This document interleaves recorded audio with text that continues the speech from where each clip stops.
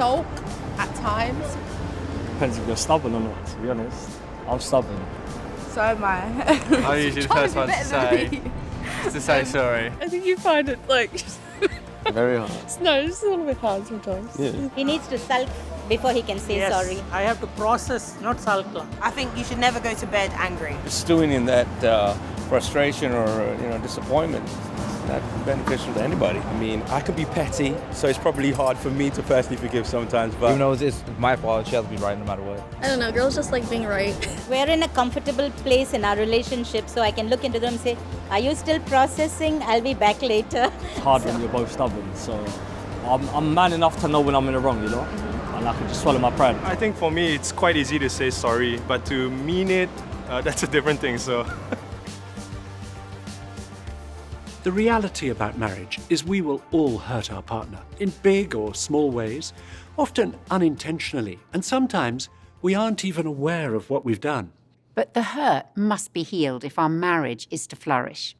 And in this session, we'll be looking at how that healing can take place. And anger will usually be our first reaction when we're hurt.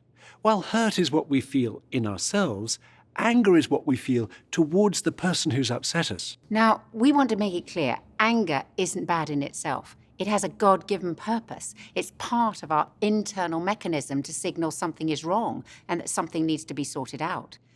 The adrenaline rush we feel is designed to spur us into action, but we can use anger wrongly in a number of ways. We want to look at two in particular. And roughly half the population falls into one category and the other half into the other category. We use two animals to illustrate two inappropriate ways of handling anger.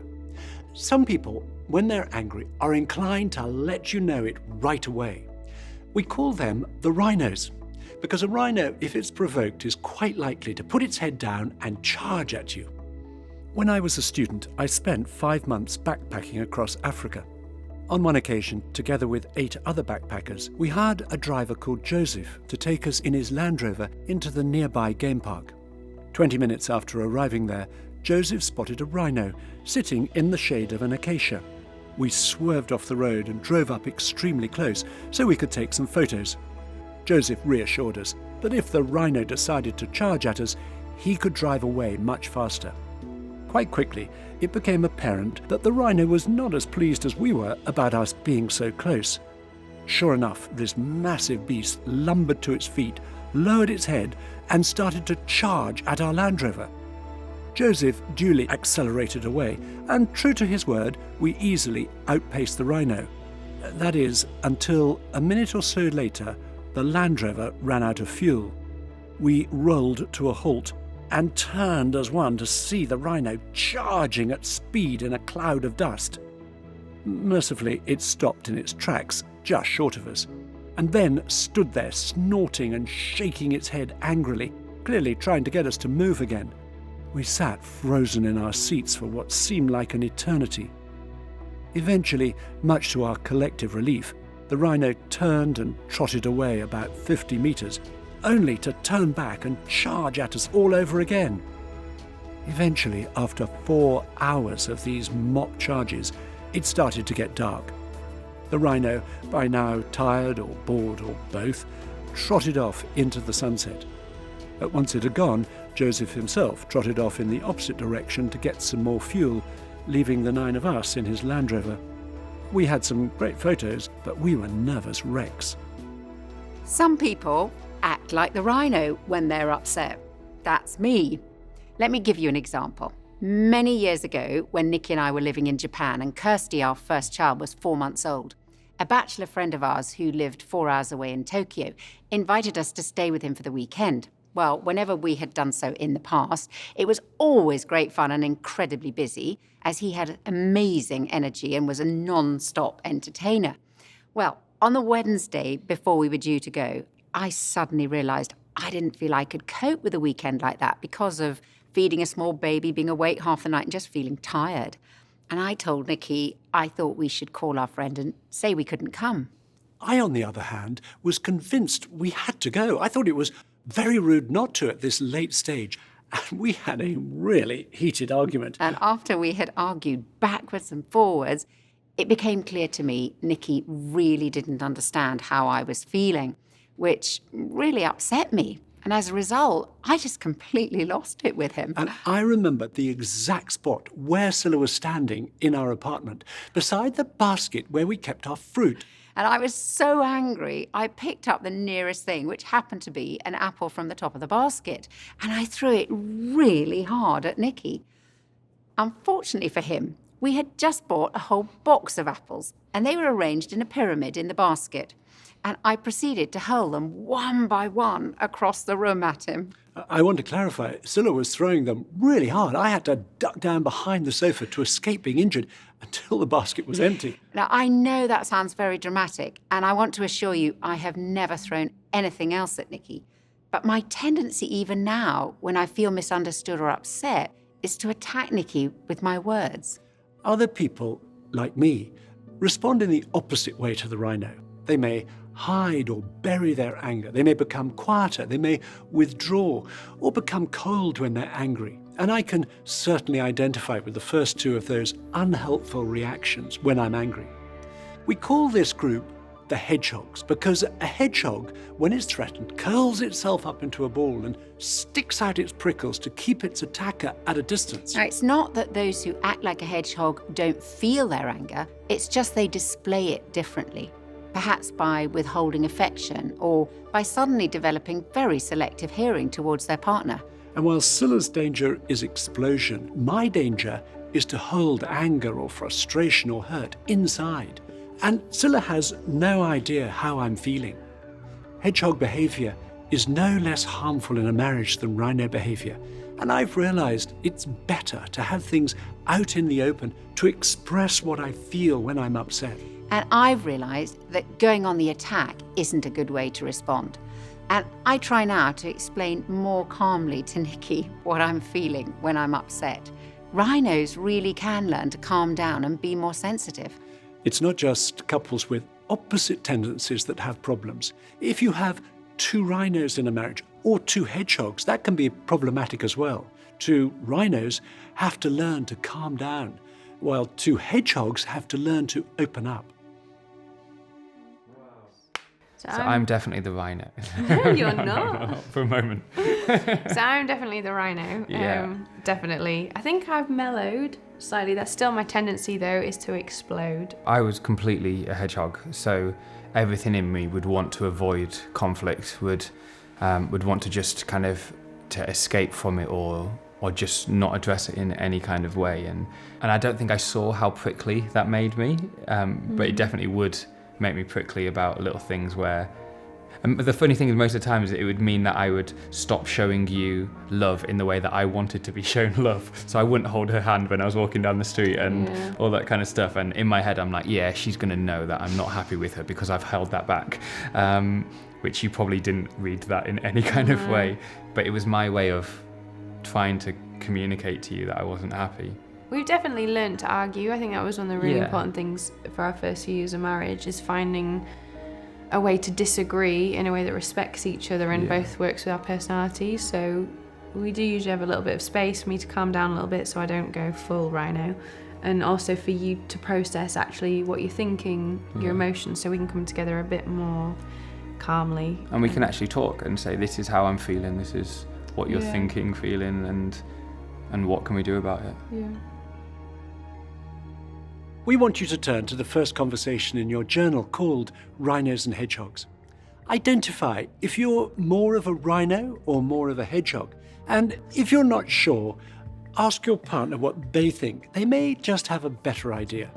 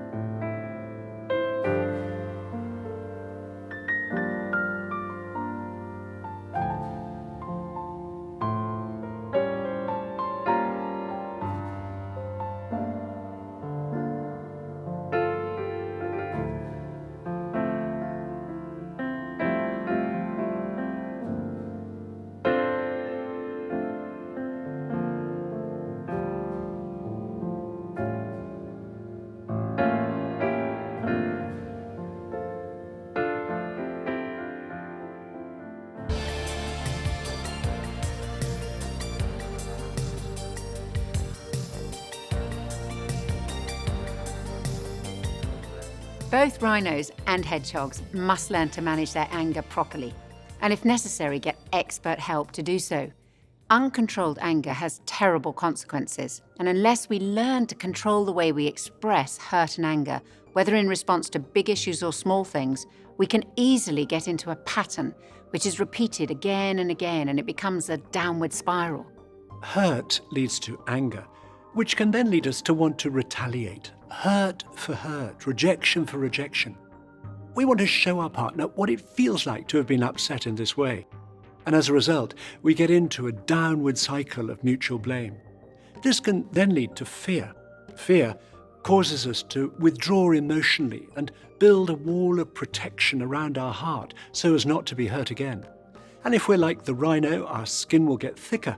And if we're like the hedgehog, our prickles will get longer and somewhat sharper.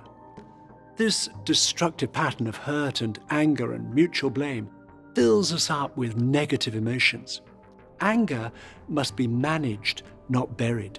It's no good pushing the emotions down and expecting them to disappear. As the psychologist and marriage counsellor Selwyn Hughes said, an emotion is never buried dead, it is always buried alive. And this is a particular danger for hedgehogs. Anger can lead to a state of withdrawal. So some people are very, very uncomfortable with expressing any level of dissatisfaction or anger or displeasure, and therefore what happens is they sort of bottle it all up, they hold it within. And therefore what sometimes those people will do is they will stonewall, or they'll give a cold shoulder, or they'll sort of collapse in on themselves, even though that person who doesn't want to express their anger says, oh no, it would be terrible to express anger. You can see it in their eyes. You know, you see the rage in their eyes, and you kind of hear it in the way they wash the dishes or tidy the house. That even though on one level they're not expressing anger, they're leaking resentment everywhere. Sometimes it can be quite small things in a marriage that people get upset about, particular habits that a husband or wife has, or maybe particular things they don't do. It can either boil down to really, really tiny things like not checking the doors locked before they go to sleep. It can be quite minor things, but it's good to notice that that's something that actually I just feel a little bit of twinge of annoyance there.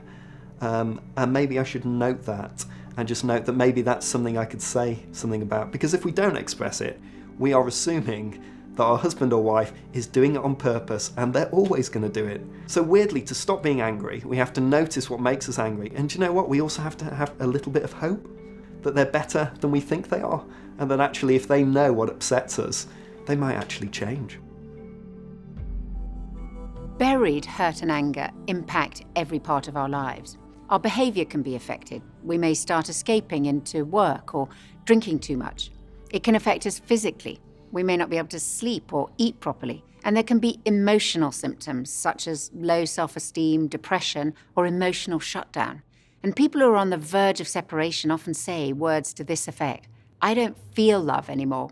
In fact, I don't feel anything at all. I feel numb. This is hardly surprising. It's the physiological response to the unhealed hurt and negative emotions which have accumulated inside.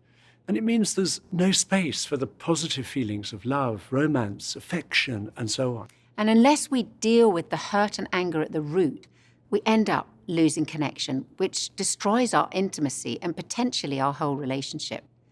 The next conversation in your journal, called Handling Anger, will help you recognize how you typically respond when you feel hurt. And we'd like you to take a few minutes to fill in your answers to the questions. Now, you don't need to write too much, be quite instinctive about it, and then discuss what you've put.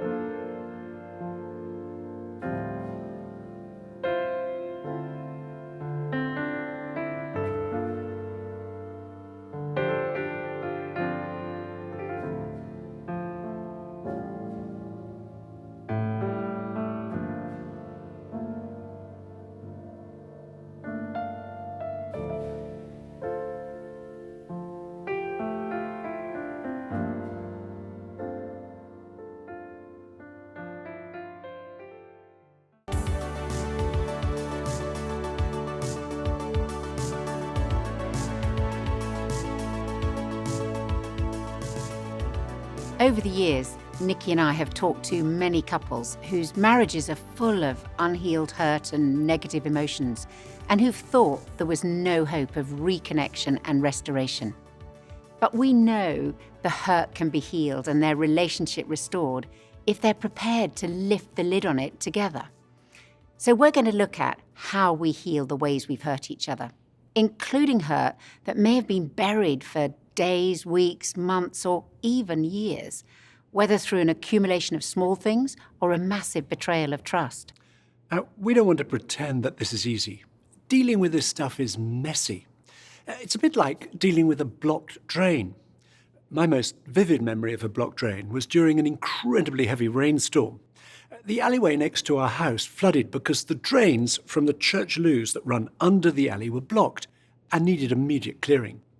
As the rain continued, our neighbour Derek and I took the lid off the drains that were filled right to the top, at which point the contents of the drain began to mix with the rainwater in the alley. It wasn't a pleasant sight or smell.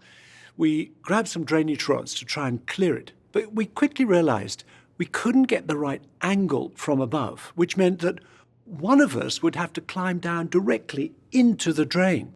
Well, I was staring down into this murky, stinking water, and then before I knew it, Derek was in there, crouching up to his waist in it and pushing on the rods with all his strength at this underground blockage. After 3 shoves, there was a wonderful sound. First a gurgling that turned to a rushing noise and then developed into this incredibly strong sucking sound. The blockage cleared and the water flowed away really quickly. I hosed the alley down and hosed Derek down, and the crisis was over. Now, it would have been no good if Derek and I had just tried to mop up the surface water. We had to deal with the problem under the ground. And it's the same with buried hurt. We can't just deal with the symptoms. We have to tackle the underlying problems.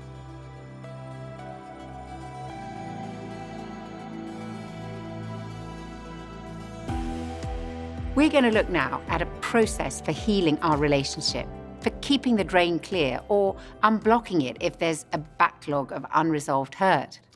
The process isn't complicated, but it can be challenging. And as a hedgehog myself, my instinct is to keep the lid on and not address the issue. But I've come to realize that isn't any good. We have to address the underlying hurts. Otherwise, they build up, and it's like the drain getting blocked. The process has 3 parts. First, we need to talk about the hurt. In the Bible, Jesus tells us very practically what we're to do if we're aware of having hurt or offended our partner. To paraphrase the Bible in Matthew chapter 5, he says, "If you suddenly remember a grudge your partner has against you, leave immediately, go to your partner and make things right." And then a little further on, Jesus tells us what to do if we've been hurt. He says, if your partner offends you, go and tell them, work it out between the 2 of you. So in both situations, whether we're aware that we've hurt our partner or have been hurt, we need to take the initiative to bring it out into the open so that things can get healed. My name is Josiah. And my name's Heather. Our families would go to family camp at the same place every summer, and that's kind of when we started dating, and well, you know, the rest is history. I think seeing my dad express like wide ranges of emotions, I think because I saw the almost volatile side of that with anger, so never physical anger, but yelling, that kind of thing. When he'd get really angry, I think it made me want to shut down because I never wanted to do that. But I think I just shut down my external expression of emotion, which then also means that I'm not communicating how I'm feeling. So since we've been married, it's still a journey of being conscious of needing to express how I'm feeling. But if I can bring her into that right away, then it's really helpful for us. Most of my childhood, I was raised by my dad. And so that was sort of my experiences, being raised by men. Being so independent growing up, it was really easy to internalize everything, keep it to myself, and not feel like I could tell anyone how I was truly feeling when I felt hurt. And so a big part of our relationship, even while we were dating, was just learning how to trust the vulnerability, and just be able to say, hey, that really hurt my feelings. And then also understanding that Josiah as a person, he has my best interest at heart and he's not out to get me or to hurt me. And so I think that's been the big learning curve for us. When we're both taking the initiative, rather than waiting for the other one to make the first move, things can get sorted out amazingly quickly. However, we recognize that it may not be easy. It could be that we don't like confrontation and we want to keep the peace at all costs. Or perhaps we're afraid of making ourselves vulnerable by opening up to our partner and telling them we're hurt. Or it could be our pride or our shame that stops us admitting we were wrong. Or we're afraid of our partner's reaction. Any of these reasons can make us reluctant to take the initiative in bringing hurt out into the open. But whether it's big wrongs or small wrongs, when our partner has hurt us by being thoughtless or selfish or cold or unfaithful, the hurt needs to be addressed. And just as small stones eventually block a drain, so the accumulation of small hurts, if left unaddressed, can break a marriage. We want to give you an example from our own marriage that is relatively trivial on the scale of things, and certainly we have had to address much more serious hurt between us over the years. But we're using this one to show the effect of bringing things out into the open rather than allowing them to stay buried. Before we tell the story, first, a little bit of background. One of the differences between Scilla and me is that when we go out to see friends and it's time to go home, we have very different ways of leaving. My way is to say thank you and goodbye and then to leave. And my way is to start saying goodbye and then to begin to have probably my best, most in-depth conversation of the whole evening. And I've discovered over many years of marriage that if we're to get home when we plan to, we need to start leaving about halfway through the first course of the meal. And one time, we were at a friend's birthday party. It was in South London, and it was a Thursday evening. It was about a 15-minute drive from our home. And Nicky told me on the way there that the following day was particularly busy for him, so he wanted to get a good night's sleep. So we agreed that we'd make sure we were home by midnight. Well, knowing what Scilla's like, I decided to double the time it would take us to get home. So I initiated the process of leaving at 11:30 p.m. I said goodbye, and I told Scilla I was just going to get the car that we'd parked at the other end of the road. Well, I drove up to the house and double-parked outside in this narrow and crowded London street and waited for Scilla to come out. 20 minutes passed. Midnight came, midnight went. There was no sign of Scilla. So I reparked the car, not an easy manoeuvre, went back into the house and found Scilla exactly where I'd left her, still deep in conversation. Well, keeping a thick smile on my face so as not to spoil the end of the party, I said to her, I've been waiting in the car and it's now past midnight. At which point, Scilla looked round at me and said, I didn't even realise you'd left, which rather added insult to injury. So I told her I was going to get the car again, and quite soon, 10 minutes at the most, Scilla joined me. And as we were driving home, she was in great form, chatting away happily about what a fun evening it had been. Meanwhile, I was fuming inside. I was trying to cope not only with my frustration that we were going to get home a lot later than we'd agreed, but also feeling very hurt that Scilla had totally ignored my need for a good night's sleep. As a typical hedgehog, I was trying to work out whether or not to say anything. And I can remember the exact place on the way home when I decided it really wasn't healthy to pretend any longer that everything was okay. And Nicky suddenly said to me, did you realise I was waiting in the car for you for more than 20 minutes? Well, that really got my attention, and I asked him, are you feeling upset with me? He then told me that he was very cross and rather hurt, that we'd made an agreement which I had totally ignored. Now, when I heard Nicky describe how it felt for him, which he doesn't do all that often, I realised I had been really thoughtless. And so, despite my strong temptation to make excuses, I knew the best thing I could do was to apologise. And straight away, Scilla said to me, I'm so sorry for making us so late. Please forgive me. Well, as soon as it was out in the open, I didn't find it difficult to forgive, and my feelings of annoyance and hurt evaporated much more quickly than they built up. So we spent the rest of the journey home discussing how we could communicate more effectively in a crowd about when it's time to leave. I think I knew the situation would happen again. Indeed, it has happened several times since then. But getting those feelings out into the open, describing to Scylla how I felt, meant there were no negative emotions left inside. The hurt and anger were dealt with. And most of us hate confrontation. But we need to be able to tell our husband or wife when they've hurt us. 对我来讲，表达感受真的是件很难的事情。我们生气了，我们有冲突了，我们有伤害了。他表达完以后，我告诉他说：“老婆，我很受伤，这件事情，我很生气，这件事情，对我来讲特别的艰难，因为好像我要打破我以往的习惯、以往的信念，因为以往的习惯、以往的信念是男人不能承认自己。”有脆弱的地方，不能承认自己我有需要，不能表现自己的情绪。你必须要冷漠，必须要稳重，必须要一点情绪都没有，这样才说明你是一个刚强的男人，才是一个成熟的男人。所以在夫妻的关系当中，如果我没有表达的时候，我的太太根本不知道我的心里面在想什么，她也进不到我的内心里面去。然后他也不知道这个事情对我们夫妻两人的关系影响有多大，所以当我去努力去尝试表达我很受伤，我很愤怒，我在这个事情上我的感受如何的时候，我们两个人特别容易的能够肩并肩一起来面对问题。以前是空间上在一起，但是现在是心灵的距离，我们可以走近。So, the first part of the healing process is to talk about the hurt.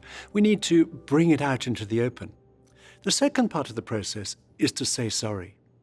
Apologizing involves taking responsibility for what we've done to hurt our partner. And you'll know how hard it is to admit, I was wrong, to say, I'm sorry for doing this or saying that.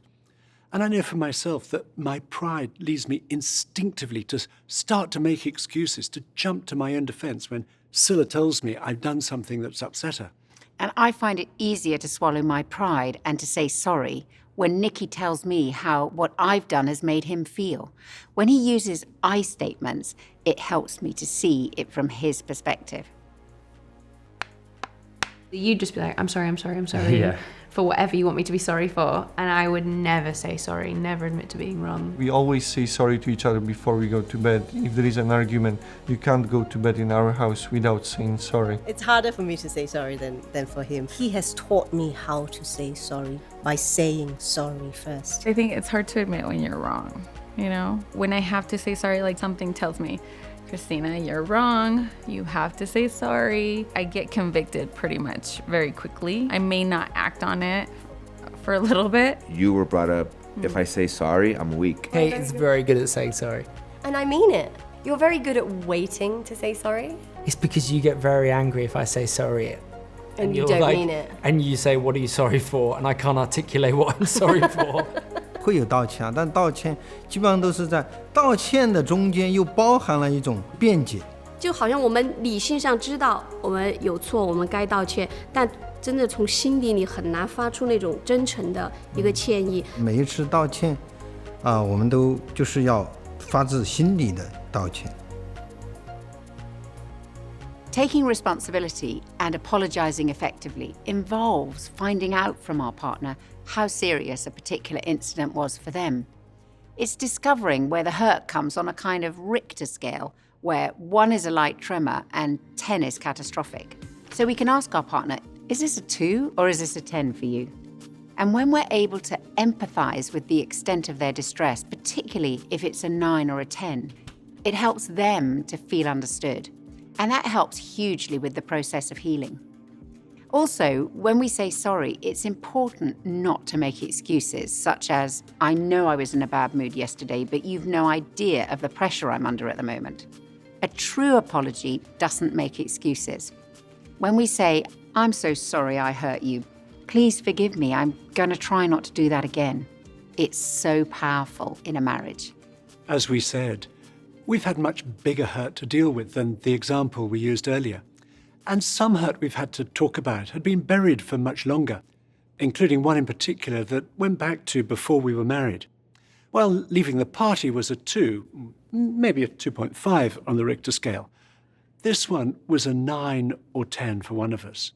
And it took some time to explain why it was so painful and then following through with apologizing and forgiving. But we were amazed at the difference it made in our marriage. We can still clearly remember those feelings of closeness and freedom it created between us. In a moment, we're going to ask you to do the next conversation in your journals, identifying unresolved hurt.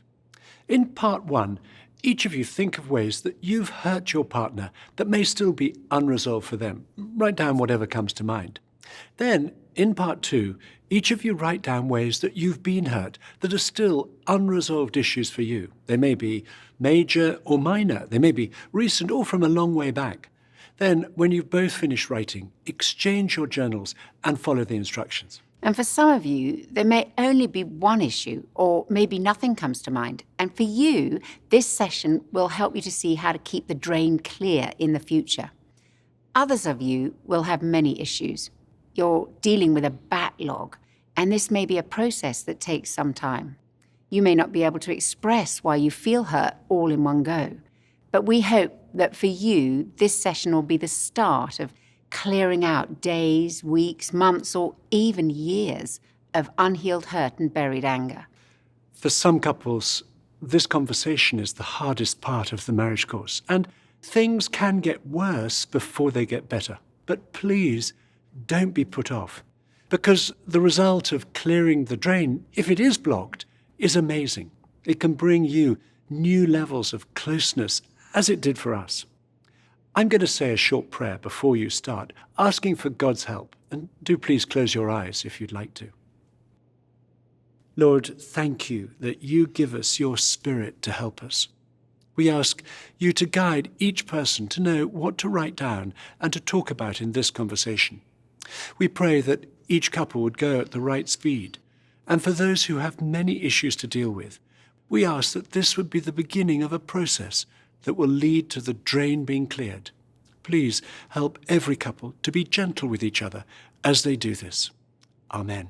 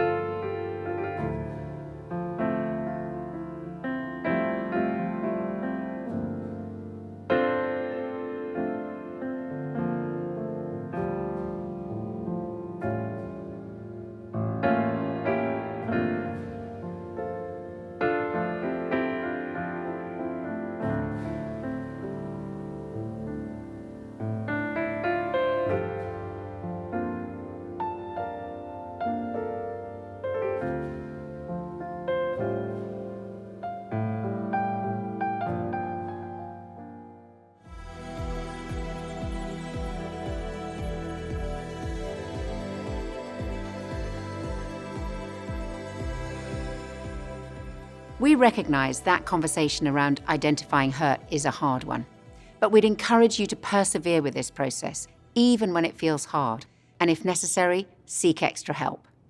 We're going to look now at the third part of the healing process, forgiveness. One of the most important things I ever learnt about forgiveness is that it's not just about my feelings, but about making a choice to forgive. We all know how hard forgiveness can be. Every act of forgiveness costs us something. It means giving up our self-pity, giving up our desire for justice, and putting aside our pride. Sometimes people think that by forgiving someone, you're approving of what they've done or you're excusing their behaviour. When we forgive, we're not condoning negative behaviour. And alongside forgiveness, we may well need to put in a boundary by saying something like, I'm not prepared to let you speak to me like that, or to keep lying to me, or to keep putting us into debt. Being clear with our partner about what is unacceptable and choosing to forgive are not mutually exclusive. They work hand in hand to bring healing to a marriage. And forgiveness is not pretending that the hurt doesn't matter and trying to forget about it. Forgiveness is not denying the hurt and just hoping it'll go away. Forgiveness is not thinking our love for each other will somehow magically resolve any ways that we've hurt each other, so it doesn't matter. I think that's pretty much what I thought when we got married. I remember the first time I realised I had to say to Nikki, I forgive you. It was after a big argument we'd had about money, and I felt very hurt and accused. And it coincided with going away for a special weekend that we'd been planning and looking forward to for ages. And at first, I just tried to bury the hurt. But the result was I just felt more and more full of resentment and self-pity and went into this mood, which spoiled not only the weekend, but our relationship as well. But eventually, after 36 hours, I just couldn't contain it any longer, and I poured it all out to Nicky. He listened and really understood why I was upset, and then said he was sorry. It was at that point I realised for the first time I had to say out loud to Nicky, I forgive you. Now, I'm not proud of this, but I found that really hard, and I think I said it through gritted teeth. But the moment I'd said it, I felt completely different. The resentment and the self-pity left, and our relationship was restored. And we went on to have a great rest of the weekend together because my choosing to forgive had opened the way for us to draw close again. Sometimes people have said to us, but I just can't forgive him or her for that. You don't understand. When we say, I can't forgive, what we're really saying is either I won't forgive or perhaps I don't know how to forgive. And often that's because we're waiting for something to happen before we can forgive. We may be waiting for the right feelings, or we're waiting for justice to be done, or we're wanting revenge first, or we're wanting to retaliate, wanting the other person to be punished. Then we think we'll be able to forgive. Forgiveness means choosing to let go of those desires, however strong they may be. The author C.S. Lewis wrote, forgiveness goes beyond human fairness. It's pardoning those things that can't readily be pardoned at all. If we don't forgive, if we don't release the other person, we'll be the one imprisoned by the negative emotions, by the bitterness, the resentment, the desire for revenge, and the anger that builds up inside us. Only forgiveness can set us free. So my name is Mark. I'm Laura. Just fell in love with Mark quite quickly. I just saw that this was a man that was loyal, trustworthy, and someone that I thought I could be with forever. Forgiveness is a really important part of our marriage and part of our story because we both hurt each other so many times. They weren't the kind of thing where you could go, well, it doesn't really matter, hasn't really affected me. My priorities were all completely wrong. I wasn't carving out the time that was needed for our marriage. I was married, but it was kind of more like flatmates over time with Mark, like working a lot. I decided that marriage and Mark wasn't what I wanted anymore. So we separated. And we were separated for 8 months. I guess in my way I was trying to fight for our relationship, but there were just so many things that we hadn't worked out. And Laura was gradually drifting further and further away. You know, God did something really wonderful in my heart, and sorry.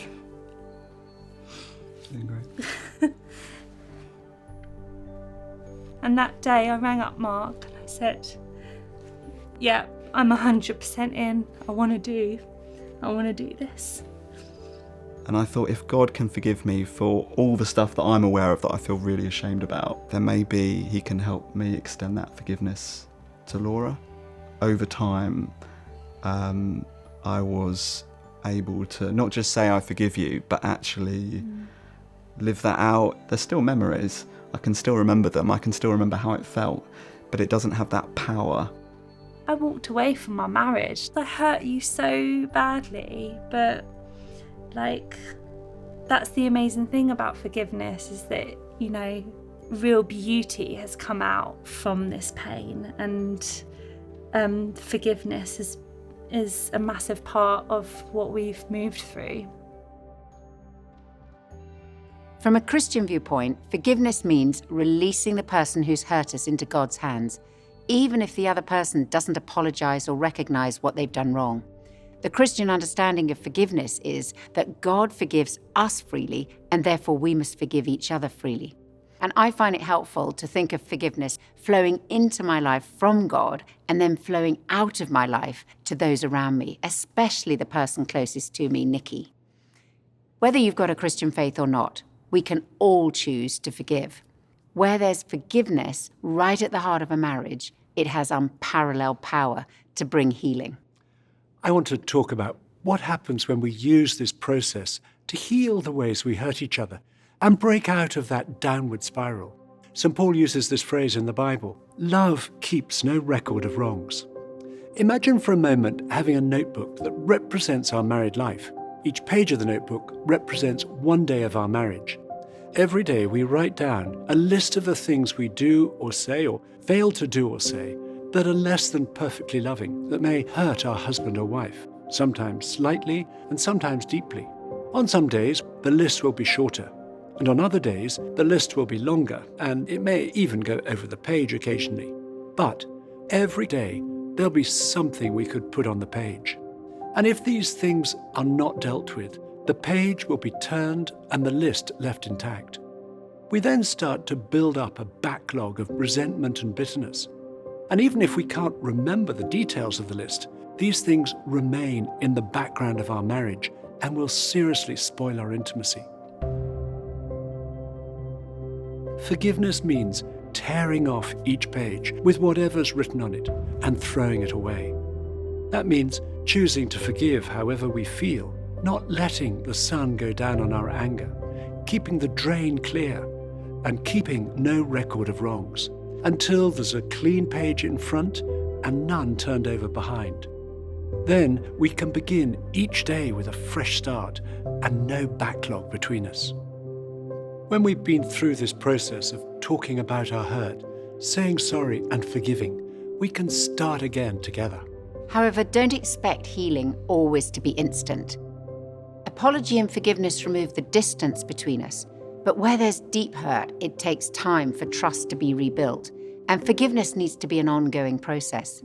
That sometimes means choosing to forgive on a daily basis, each time the pain resurfaces. And while rebuilding trust, we need to be gentle with each other and have an understanding of the bruising that's taken place. Being kind in the way we behave towards each other, going on forgiving, setting aside date nights, and comforting each other are all part of the process. And this comforting may well be needed both ways, both towards a partner who may well feel a deep sense of shame for what they've done, as well as towards the one who's been hurt. This week, we'd encourage you to spend some time thinking about the hurt that your partner's told you about. The continuing conversations involve carrying on with the healing process of apologizing and forgiving each other and rebuilding trust between you. We suggest that for these last few moments, whatever you talked about this session, you ask your partner, what could I do to help you with this process of healing?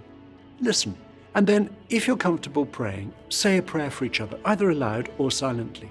Otherwise, express comfort to your partner for what they've told you in some other way.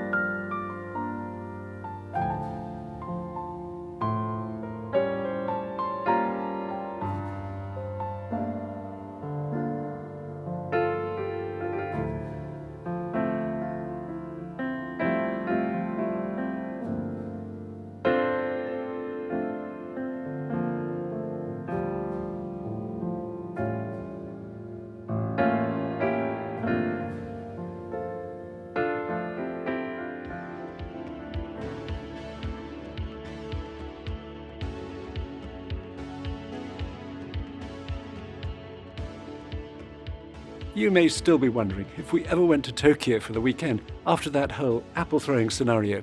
Well, by the evening, we were both still convinced of our own point of view, so we decided we needed to pray together about it. And it was only as I moved my focus off the issue and onto God that I suddenly became aware I'd been more concerned about letting our friend down than I had about supporting Scylla as a new mother. So I apologised for not seeing it from her point of view, and I said I would ring our friend after all and say we were unable to go for the weekend. Well, when I realised that Nicky really understood how I felt, I said to him I'd probably be able to cope with going after all. So we went to Tokyo, and Nicky was very supportive, and we had a great time. St. Paul's phrase, "love keeps no record of wrongs," comes from a beautiful description of love in the Bible. Love is patient. Love is kind. It does not envy. It does not boast. It is not proud. It is not rude. It is not self-seeking. It is not easily angered. It keeps no record of wrongs. Love does not delight in evil, but rejoices with the truth. It always protects, always trusts, always hopes, always perseveres. Love never fails. I'm going to say a short prayer around this whole area of forgiveness, so please stay as you are. Lord, thank you for your willingness to forgive us. Thank you for your example and for bearing the cost of our forgiveness. Please help us to forgive each other as you forgive us.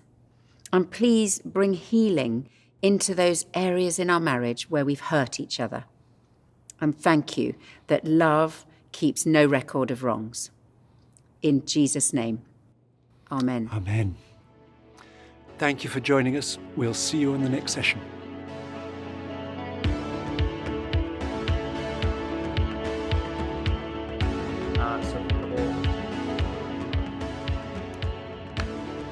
Okay. Yeah.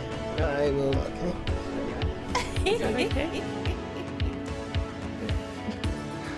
What was the question again? I'll start again because I was thinking. Sorry. Yeah.